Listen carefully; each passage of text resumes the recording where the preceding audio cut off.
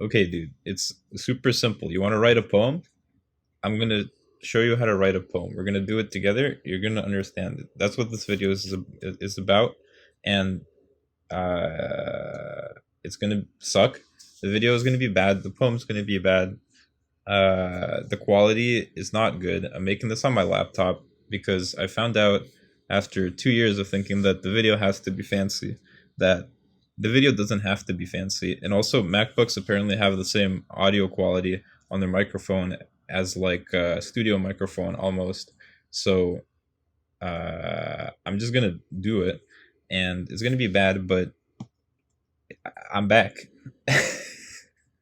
So let's write a poem, I guess. Now, what we're gonna do first is we're gonna outline some general tips, plus starting, let's say, concepts that I think are important to highlight if you want to write a good poem. We should probably have that here. Concepts for writing a good poem. Actually, yeah, we can leave a space there, and this becomes a smiley. Okay. Now, tip number one is Microsoft Word.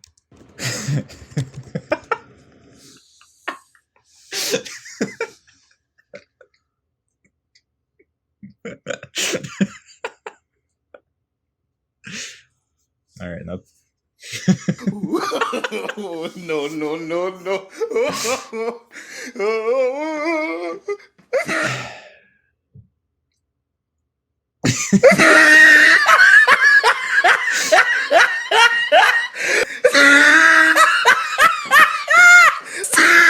Now, tip number one, it's very easy. It's going to be Microsoft Word. Now, what I mean by this is that if you're using Pages, call that Apple Pages, this one, you can't write good poetry with, unfortunately. So I'm sorry to say, if you're using Pages, you're out. It's got to be in Microsoft Word. Okay? I just want to make sure you understand. Number two, times. Oops, don't cross that out. Uh-oh.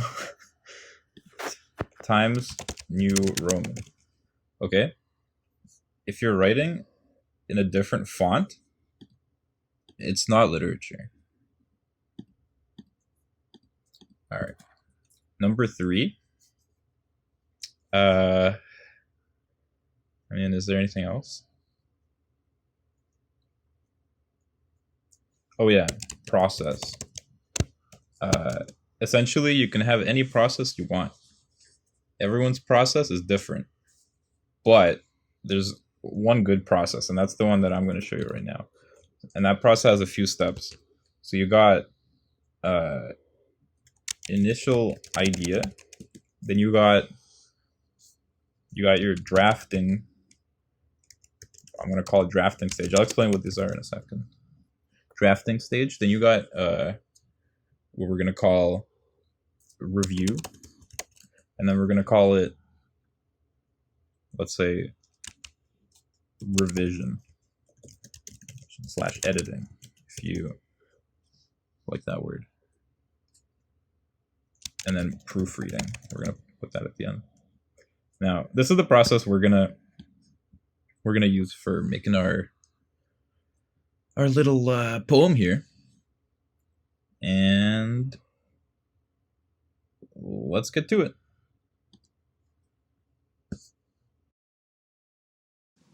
Okay, now one thing I immediately forgot to explain was what the difference is between these different stages. So I'm quickly gonna go over that. Initial idea, I think, should be self-explanatory, hopefully. It's the thing that you start with. Now, that could be, like a character, it could be a feeling, it could be a scene. Basically, whatever comes to your mind, and it makes you go, oh, I want to write something about that. It's a bit of a hard thing to explain, but I'm sure you've had this occur to you. Now, the drafting stage is write whatever, lol. And all that means is that you pretty much just go, and it's probably a good idea not to think too much, or not think at all during this stage. You're gonna hopefully start thinking later when we get to these three down here. If you don't by this point, that's going to be a problem. But for this stage, it's probably okay not to think too much. The focus here is just to take this initial idea and kind of develop it maximally, and throw out everything you have in there. Throw out everything you have in there, out there, in there being inside your mind. Okay, cool. Now the review stage. I mean, you just, oops. You just reviewed. But I mean, if we're gonna be serious about it, all this one is about is you just read what you wrote, and then you're gonna see if it makes sense. You're gonna see the big thing about it is, do I like it? Now, unless, actually no, there's no situation where you don't read it and then think immediately, I hate it. That's not what I wanted. That's not what I had in mind. That's going to be pretty much all of them. So after that, what you want to do is think to yourself, is there anything that I don't hate about it completely? And the thing that you don't hate about it, you're going to develop in the next stage, which we call revision/editing. So that's where you go back in. You're going to cut out all the things you hate, or at least revise them, like tweak them, make them not as atrocious and nauseating. And then hopefully increase the amount. So I guess if you want to put it succinctly, increase amount of things you like. And you're going to decrease amount of things you hate. And you're also going to fix mistakes here. But mistakes on the level of grammar and other things of that nature. Not so much typos. That's going to come later. Okay. And the final one is going to be just proofreading, where you polish it and make it not as janky, and tweak any stylization, any flourishes.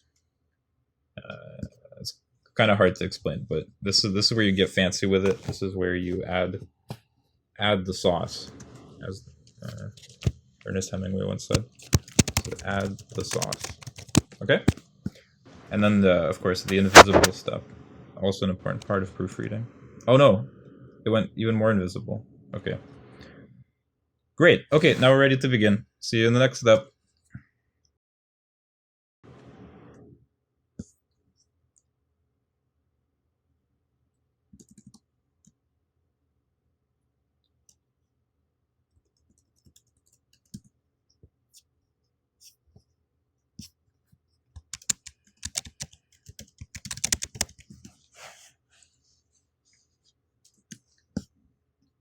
Okay, so now to get our initial idea, usually you don't want to force this one. I mean, you can if you want to practice or something. Usually it'll come to you if you just sit down. So I'm sitting, I'm waiting for the idea. Okay, good. Now let's begin. There was a tree in the forest. No, I'm just kidding.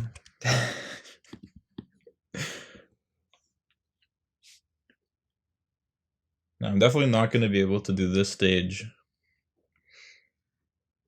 I'm not going to be able to do this one too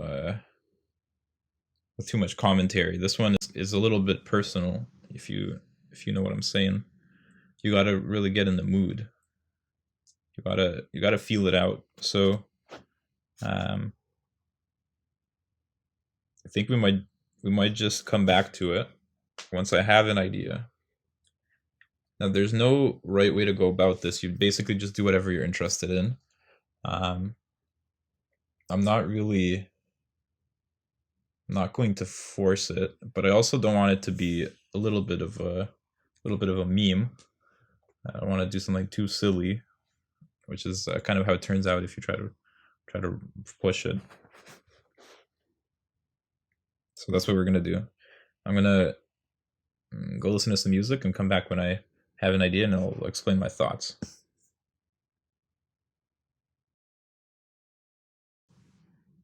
All right, now that I'm done crying, I'm back, and I've come up with an idea. The idea is going to be skating rink.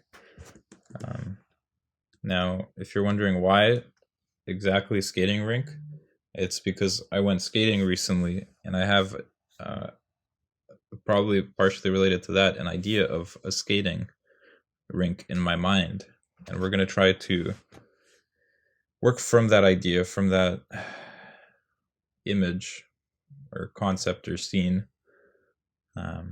that skating rink essence inside the mind. And we're going to try to build something from that.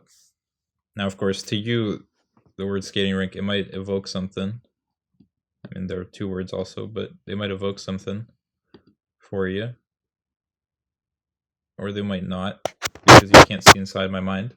So that's what the next stage is going to be all about. It's going to be about me trying to get what's inside my mind out onto the paper. Now, in most cases, this and this are kind of combined. So I wouldn't normally write it out like this. I also wouldn't, for example, start from a theme like some people recommend. I think the theme is good to come back to in one of the later stages. But I wouldn't start from the place of, this is the theme. And then from that write a poem or something, or a short story. I think that is going to be kind of forced. I don't like doing that. Maybe you could do it. I don't like it. So we're not going to do that. But of course, it is good to think about themes. So probably while I'm drafting, in the process of drafting, I'll start getting an idea of what the theme might be, what themes might be going on. And there's going to be a process of autocorrection sort of going on throughout. Now, as far as the drafting goes, I'm also not sure that I can do it with you. I might try, but again, the actual writing, I don't know how you could do it with people. I think it's pretty hard, but see how it goes.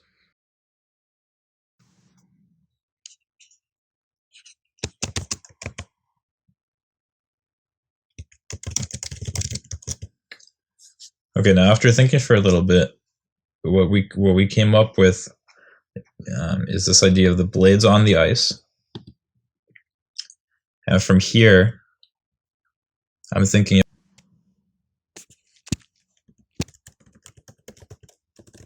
Now this is a little controversial, but we're gonna throw moonlight in there because I want to. In the first line, I want to know that it's nighttime and that it's dark, but also the moon is out, and you can. So this is sort of you could consider this Nikita-esque, but I'm a fan of doing this kind of thing. This is a little, maybe you could call it advanced. This might be an advanced technique, but essentially what I'm doing here is we already have the image of it's kind of a close-up. So, I mean, if you think about it with your mind, what you have here is essentially an inverse of a Hollywood movie kind of setup.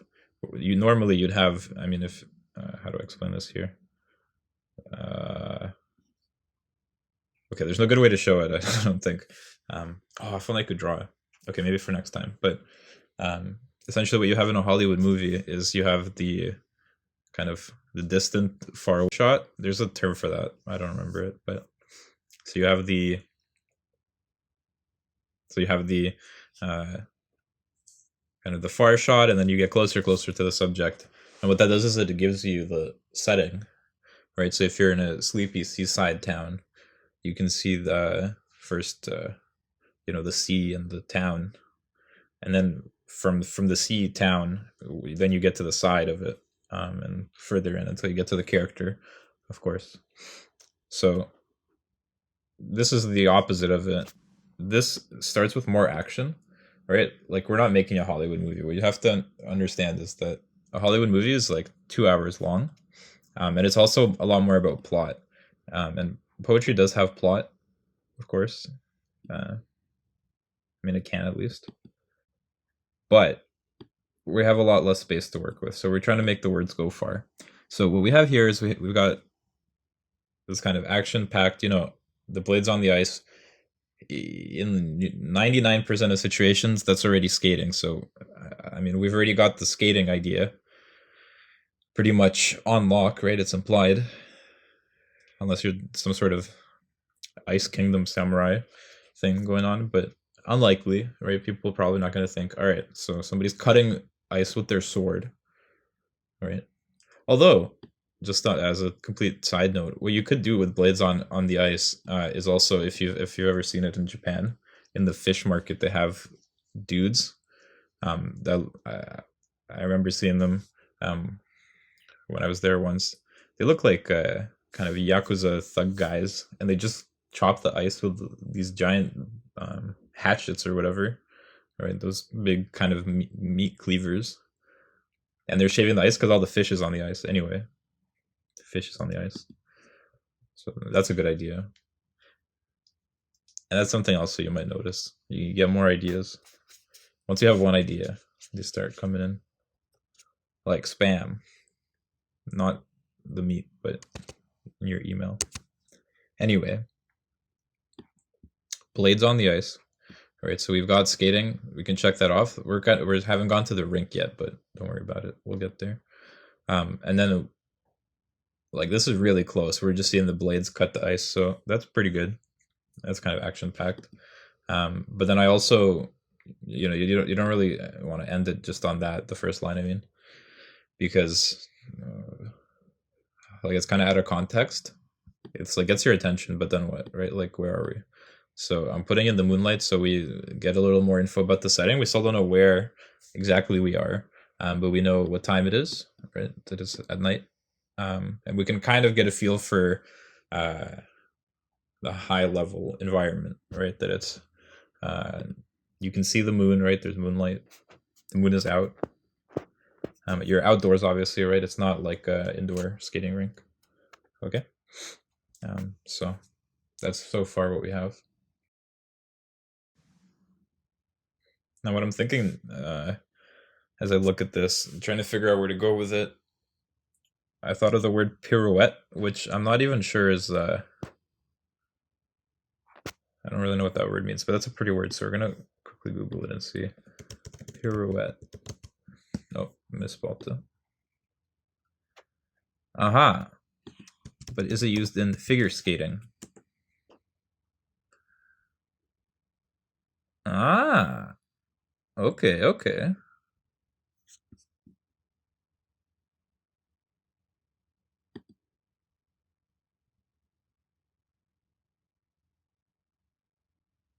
No, that's pretty good. Okay.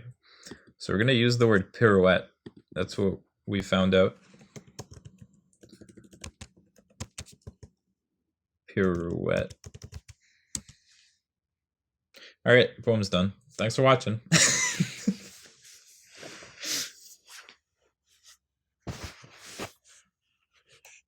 I mean, you could probably actually just leave it here. Not that you should, but I kind of like this. If I'm being honest, it does have that the haiku kind of vibe that we were thinking about. Imagine you just did that. Oof. Okay.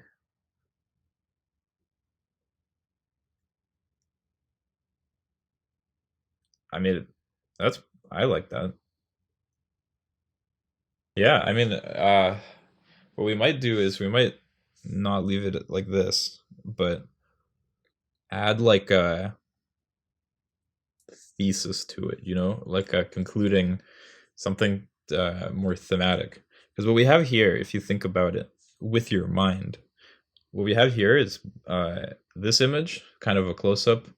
Then we have the environment, right? So if you think about it, you got close up, setting, right? This, I mean, this is sort of also setting, but like this is like verb, setting.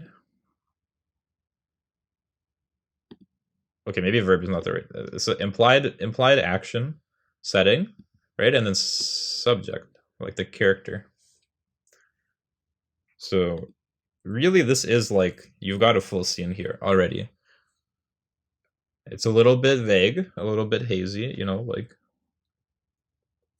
you can't be lazy, but that's something. It exists.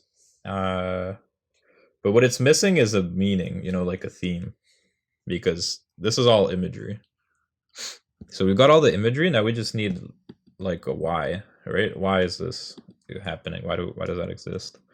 Um, and here's where you get fancy. Now I don't know how to, right? Like there's different ways to go about it.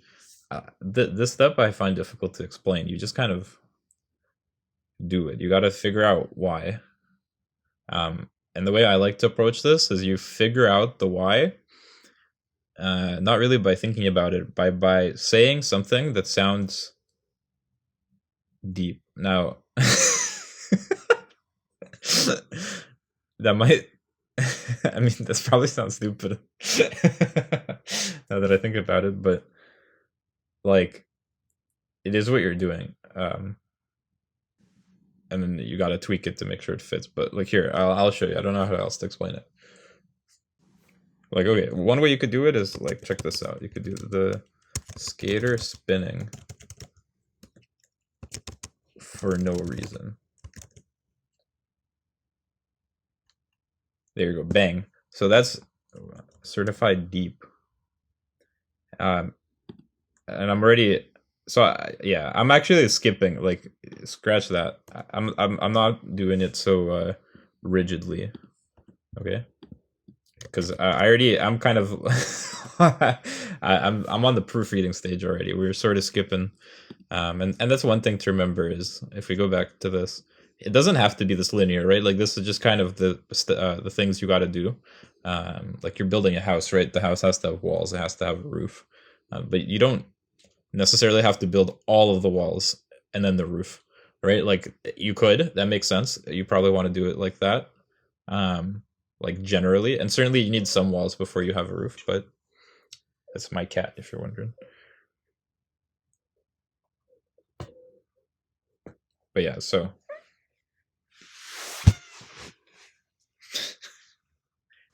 anyway, okay, so this is a little bit, I think it's a bit meme, to be honest. um like this is a bit too deep. This is like 5 head level of deep, and it's a little bit edgy. But just as an example, right, like this is what you can do.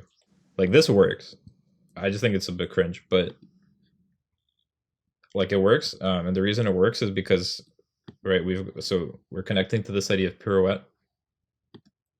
But then it's sort of like, what's the point of anything, right? Like, bro, existence is meaningless. But not really, right? So that's why it's kind of cringy. But that's the idea there. So that gives it a theme, right? Like the theme would be why, right? But not like the reader asking themselves the question, but like philosophically, deep.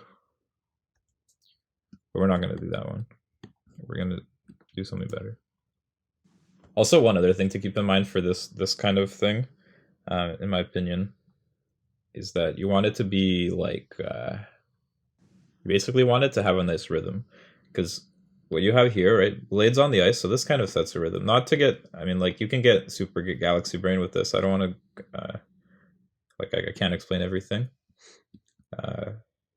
but like if you think about it with your mind, blades on the ice, right? This has a rhythm to it. Blades on. I mean, we might as well just do it now that I'm talking about it. Blades. Here, I'm going to embarrass myself. Also, I forget whether the X or the dash is the is the emphasis, but we're going to say blades. We're going to say, oh no, blades on the ice. Blades. I mean, that's what it sounds like to me. Oh man, what a mess. But anyway, blades on the ice, right? So blades on the ice, that's the, right? So what we just did there is called scansion. I can't really explain it, but essentially we're just trying to figure out the pattern of stressed and unstressed syllables, right? So blades is stressed, that's one syllable. On the, they're both kind of not stressed. This capital is not intentional. And then ice is stressed, right? So da da da da, or like da da da da. It's kind of awkward, not really something you'd expect to see if you're doing a rhyme poem, but we're not, right? So moonlight, moonlight, moonlight, that has a rhythm to it, and pirouette. Actually, all of these have a rhythm, right? Because everything has a rhythm. Moonlight. I mean, call me crazy. I think that's just stressed and then stressed again. It's just all stressed, like me. Pirouette, pirouette,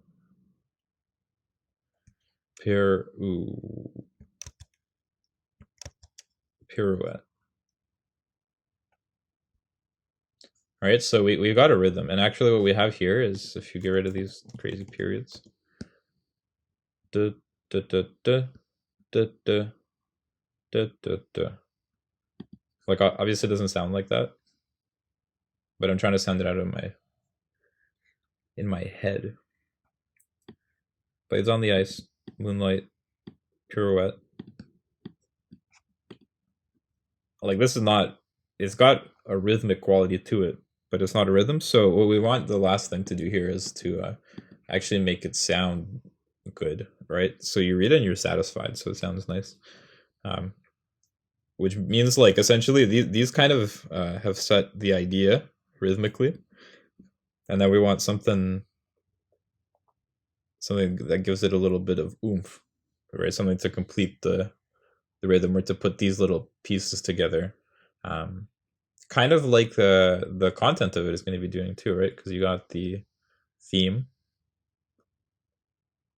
and that's sort of putting all the different pieces together. So, whoa, form and content are connected.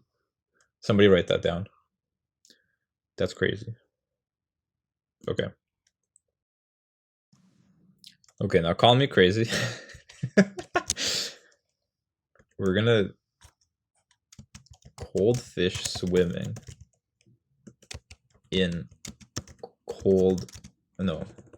dark water. There you go. Now this is actually like completely different from everything I've been saying so far, but I kind of like this as well. Cold fish swimming. Cold fish swimming. So what do you have here? We got X, cold fish swimming. Cold fish. Yeah, so I'm not very good at this, if you couldn't tell. Cold fish swimming. Swim. Yeah, cold fish swimming in dark water. In dark water. In dark water. Now, does that make sense? Are you following me?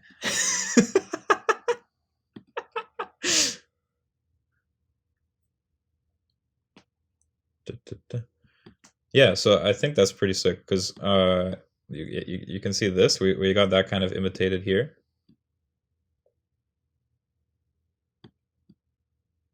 And then essentially the fish swimming are kind of like the moonlight.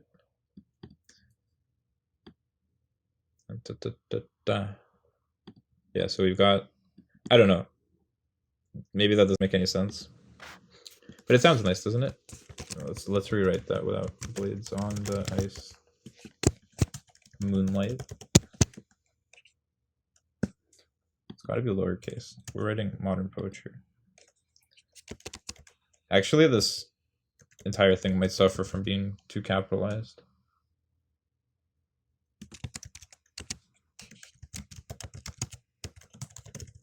Hold up, I'm going to explain this. Don't worry. I'm going to explain this for the simple minds. So essentially what we've done here is not expanded on the skaters at all. So instead of clarifying the theme or kind of answering that question as to why that I was talking about for a really long time up until this point, instead of doing that, because that's not necessary, of course, it's optional, but it's a good idea. Like, you could do that. I think that's good. What we've done instead is we've provided another contrasting image. In this case, it's sort of implied, like logically speaking, that the fish are swimming underneath the ice. Now, I don't know if that probably happens. I think, right? Like, the fish don't just freeze and become fish popsicles. I imagine, right? To stay alive under the water. So, like what I'm imagining, I guess, and this is kind of 5 heads. So take this in. The fish are swimming under the ice, right? So it clarifies the setting that it's on some sort of lake or river, right? That has fish. So it's not like an outdoor rink. It's actually like one of those natural rinks, like you go skating on the river. So that's cute. And we've actually got a juxtaposition of the light of the moon and the darkness of the water underneath the ice. Now, having these two images contrasted like that, for me, what I'm thinking from it is right, like you're essentially contrasting the movement of the skater. Sorry if you can hear my cat. You're contrasting the pirouette of the skater with the swimming of the fish. So you're drawing a parallel between the fish and the skater. And you're also drawing a parallel between swimming and skating.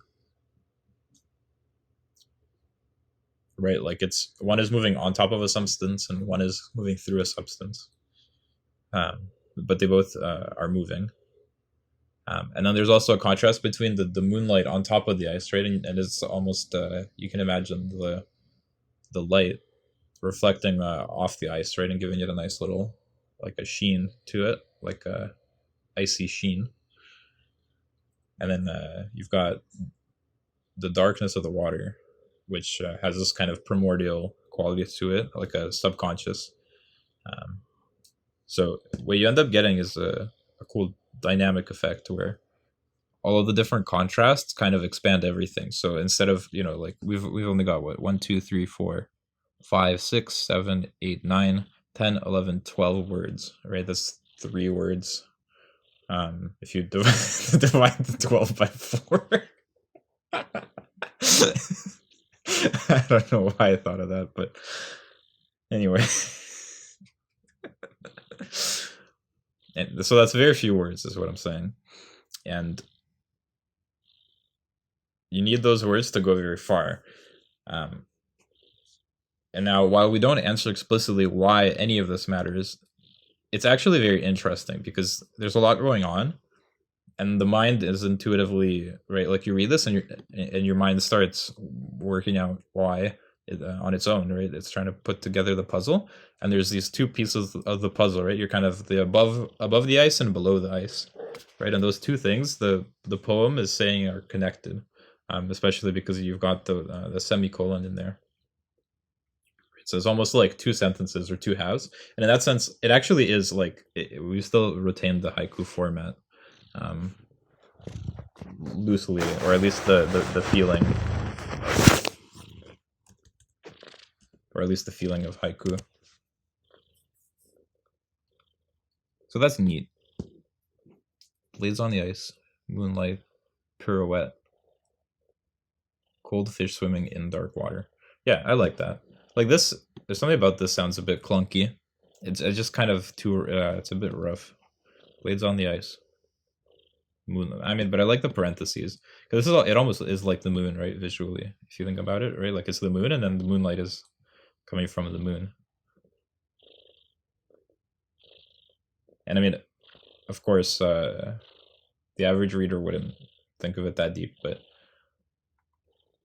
right to some extent, we want to go deeper than the average reader. It's also not super harmful. I mean, like there's probably some value in reading it the way critics are going to read it, right? They're going to be looking at form. They're going to be looking at thematic effects and things like that, right?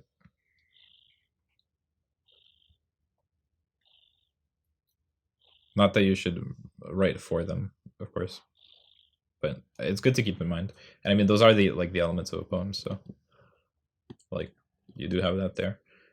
Pirouette. I mean, like this word looks like piranha to me now that I'm looking at it. It's a super ugly looking word. It sounds nice though. Pirouette. It sounds nice because it's got this French ending. This is the cute ending. This is like the anime, like those moe eyes, like the anime girl eyes. That's basically, this is like the linguistic version of those.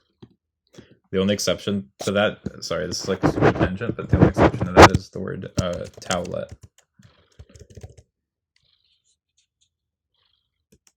That's not how you spell it, of course. I'm just kidding. Towelette. There you go. Well, how did I write it? Oh man, that's not how you spell towel. Okay. Now this one, I don't know about that. Also, good thing is, I mean, anyway, sorry. Let's not go down that rabbit hole.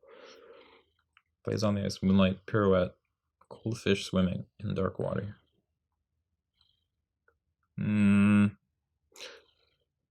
Blades on the ice.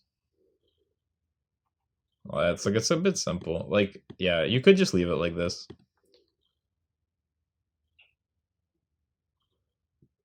Although, you know what? Like, here, we're gonna do like a V2. Oh, no.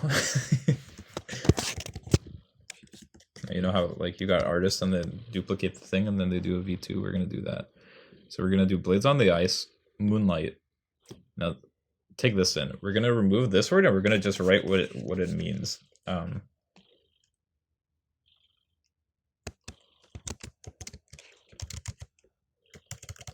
Look, now, call me crazy, but that's better because the rhythm of it sounds nicer. Blades on the ice, right? You got blades on the ice. She is spinning, right? So you got a kind of like a sandwich, moonlight, right? So you got a 4-2-4 sandwich. All right, so this is a pretty classic structure. We got the burger. All right, you probably learned that in grade 9 English. You got the burger structure.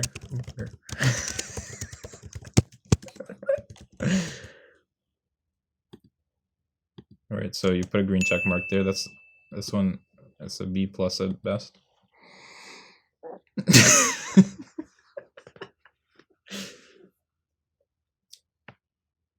But you really do, right? So that does actually work better. Blades on the ice. And that way, if somebody doesn't know what this is, they don't have to like Google it. I don't like people use big words. I actually think it's kind of awful. Like if you're doing it on purpose, you shouldn't. Use smaller words. Go back to the basics. You got to build with Legos before you can build with the bros. Okay?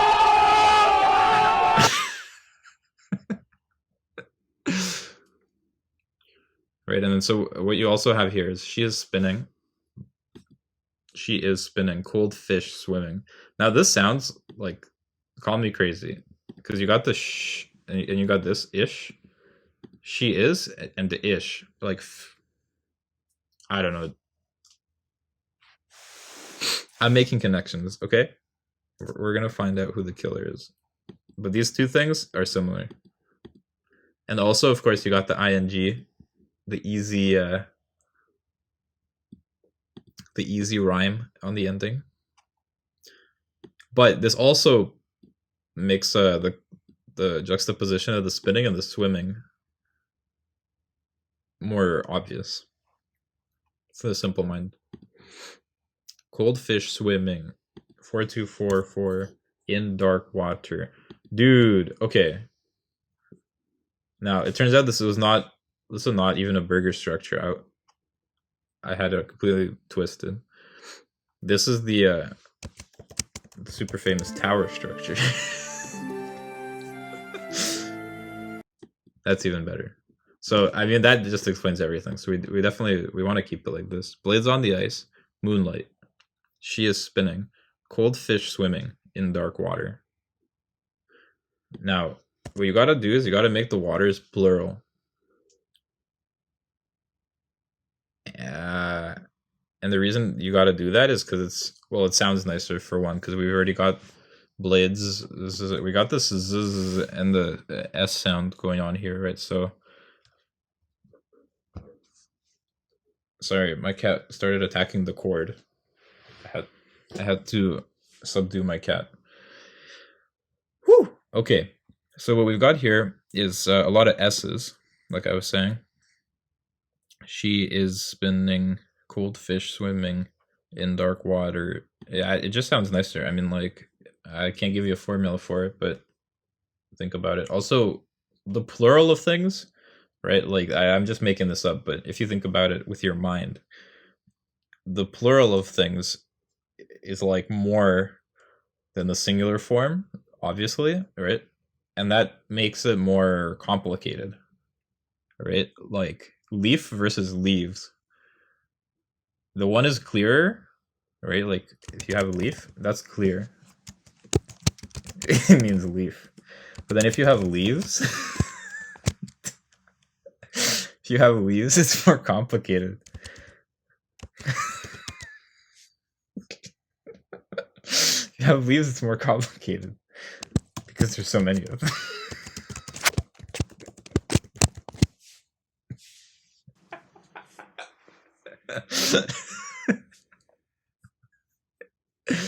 Anyway, so that's the reason why it's waters. Blades on the ice, moonlight. She is spinning. Oh, and of course, this kind of putting the she instead of just the action makes the person doing the action like explicit, and also right. So I mean, we're getting that it's a she, and also she's like explicitly a character now, and explicitly contrasted with the cold fish, right? So if you wanted to get technical about it, what we've got here is we've got the binary of the she and the cold fish.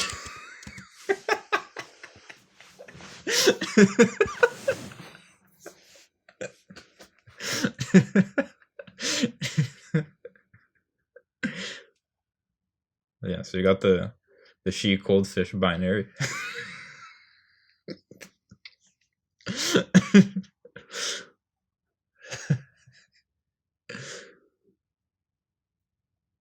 Also, this is known as the she cold fish ratio, right? And it's essentially the way you get it is you take the she and you divide it by cold fish.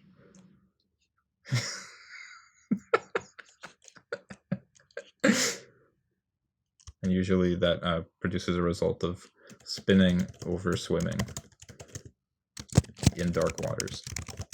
Okay, that's a little bit, for the coders in the audience. That we call that an if statement.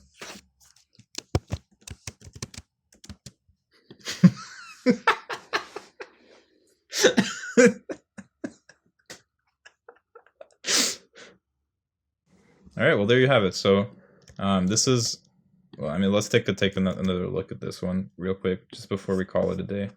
Maybe we can get all these technical notes out of the way so we're not obstructed. So the original idea, if you recall, the original idea was skating rink.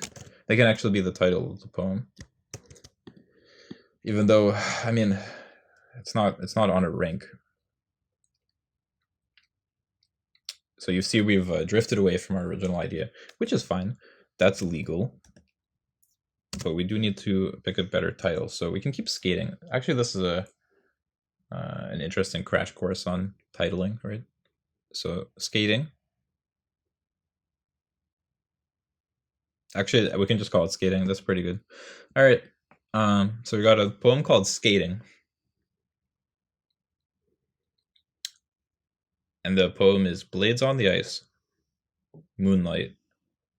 She is spinning, cold fish swimming in dark waters. Yeah, so I mean, I like that's pretty sick if you think about it. So she is like the cold fish, or the cold fish is like her. Well, it's really a she and fish. Hold on, we're gonna make more technical notes. So we got she fish. Now, well, we have open, right? Because we know the fish is cold, so we know that we've got cold. Oops. But this is kind of ambiguous, right? So that's interesting. So she and the fish. Right here, let me simplify this. And then we've got spinning and swimming. Now, if this makes absolutely no sense, I'm sorry, but this is the wavelength you have to get on if you want to be a writer, right? So that's just, yeah, you gotta start figuring this stuff out, man. Get it together. Right, and then we've got, so she's on the ice. And then we've got in dark waters. Right, so we've got all these contrasts, or comparisons, or things that they're being compared implicitly. And the reason for that is just because, like, structurally, that's all you get. Oh, you also get dark and moonlight. I did mention that. Moonlight, darkness. Yeah, so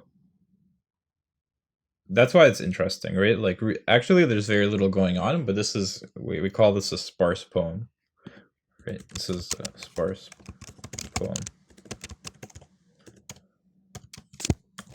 in the Japanese style.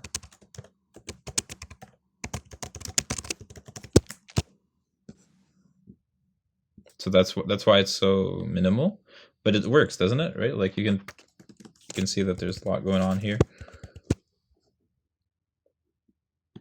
So she's like the cold fish, but is she cold, right? That's kind of what I was getting at. Like, it's implied because it's on the ice. So they might both be cold, right? But we don't know this for sure. And this is the only thing we don't know about her based on the structure. There's one fill in the blank, and this, right? Like, why is this important? Maybe she's warm. Warm? But if she's warm, that's kind of weird because she's on the ice, right? And the fish is cold. Like, it would make sense for her to be cold also. It would make sense. But it would break the structure, because then that would be the only thing she has in common with the fish.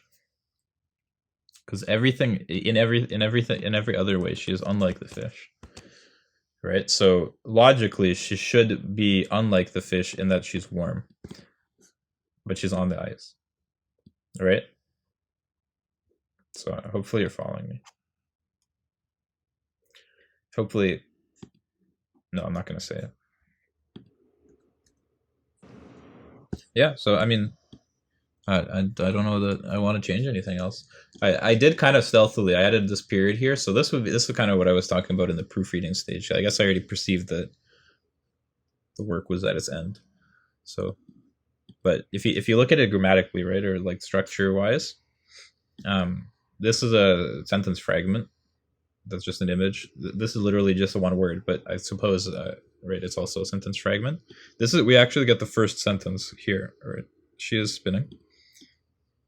And then, yeah, so you've got this kind of, it's almost like an inverted pyramid, or an iceberg, right? So this is above the iceberg. And then you could imagine this is the line. This is the ice, so to speak. And actually, like, if you wanted to get published in an artsy journal, you could probably just do it like this and literally have the line there for the ice. And that would be very clever. Right? So, but anyway, just at least hypothetically, that's kind of, you can imagine that's the ice. And then so we've got blades on the ice, moonlight, she is spinning. And then underneath the ice, we've got the cold fish swimming in dark waters. is the cold fish.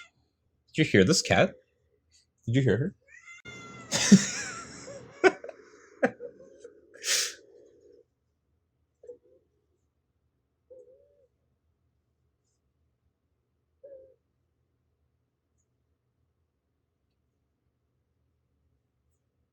But yeah, so is the cold fish representative of her dark past? Is the cold fish her trauma? Right, the fish is symbolic. Clearly, this is another good thing to learn. Fish equals symbolic. There's almost no case where the fish is literally fish. Except maybe like Finding Nemo. In 99% of cases, we don't care about the fish in particular. The fish is a symbol, right? The fish is symbolic. You could say fish is spiritual, or it's a spiritually in dark waters. Like this is actually biblically right. Like you could read this in the Bible. Fish in dark waters, right? So like that makes sense. She's at least the fish is spiritual in darkness, but is she like the fish? I mean, it seems in every way that she's above the fish and she's unlike the fish. But maybe she's like the fish in the sense that she's actually in dark waters, like spiritually, you know. There you go. All right, well, there's our poem. Let's move that up.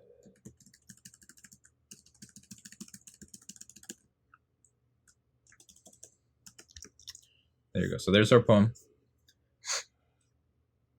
Skating, blades on the ice. Moonlight. She is spinning. Cold fish swimming in dark waters. Now, of course, not a very reading friendly poem. Not really meant for reading. Although if you read it in that generic, like writing English major poetry person style, it probably would sound pretty deep. I don't like doing that though. But on the page it looks nice. It's got a nice shape to it as well. Not that that's the most important, but right. I actually like this line. It kind of extends it, right? So you got this little hourglass shape. Maybe because time is running out. Sorry, I don't want to start marking it up again. I'm sorry.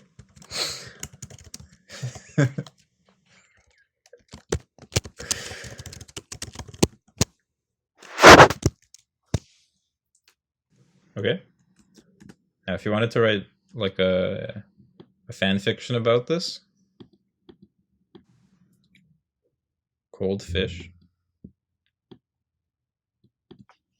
All right, so you could do old fish. Actually, take a look at that. Isn't that crazy? The meaning changes completely. Look, all you've done is remove the letter. But actually, if you consider it as a whole, the entire poem changes. Yeah, like the meaning of it changes completely, and because the poem is actually so sparse on imagery, and it's in the Japanese style. Essentially, what you get is that you just